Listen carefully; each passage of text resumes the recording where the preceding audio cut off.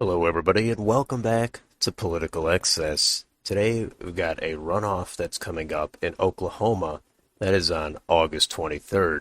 Some of you may have forgotten about the primary, which was back on June 28th. There are three races where no one reached 50%, so let's jump in and take a look at what's left. And let's start in the U.S. House, where there is one race, and that is in the 2nd District, which is the eastern part of the state, and that is on the Republican side. And there's a runoff between Avery Fricks and Josh Brakeen. Both of them are either current or former members of the state legislature there. This primary, you can see, neither of them got even 15% of the vote, so that was a wide open competitive primary. So we could switch over to Wikipedia and take a look at their list of endorsements.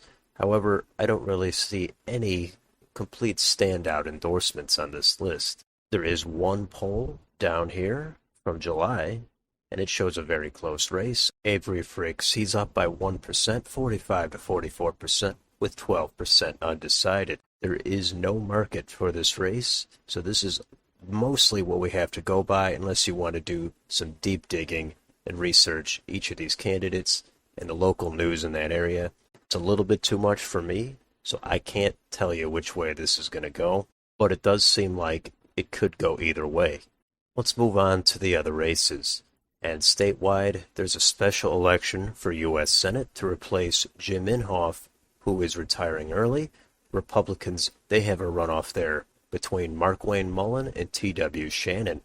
Markwayne Mullin got 43.6% of the vote to Shannon's 17.5% in the primary. As far as endorsements go, Markwayne Mullin does have the Donald Trump endorsement. That is the most notable one to mention. There are a couple of polls here. Shows Markwayne Mullin with a lead. Not a complete blowout, but he does have a lead. And the last I checked on Predicted, Markwayne Mullin was at 97 cents. And finally, let's move on to the other U.S. Senate race, the regular election. And this is on the Democratic side, and this will determine who goes up against James Lankford, the incumbent Republican. Democrats, their top two were Madison Horn, 37.2% of the vote, and Jason Bollinger, 16.8%. I don't think it really matters who wins this primary for the Democrats because they're very, very likely to lose to Lankford in the general. So there is very little competition in Oklahoma in any of the races. The one thing I will mention, though, is Madison Horn. She has the same last name as Kendra Horn, who is the Democrats' nominee for the special election to take on probably Markwayne Mullin. From what I read, those two are not related, Kendra Horn and Madison Horn. However, it does seem like a highly notable coincidence to have two unrelated nominees, both for the Democrats, both in a state like Oklahoma, both in a U.S. Senate election and in a special U.S. Senate election.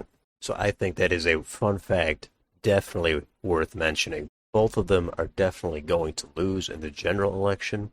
First, Madison Horn does have to advance past this primary, but that could get a little interesting on election day.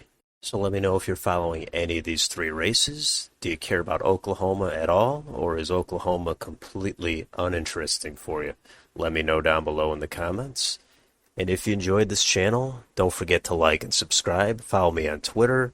Hit the bell for notifications. Thanks for watching. I will see you on the next video.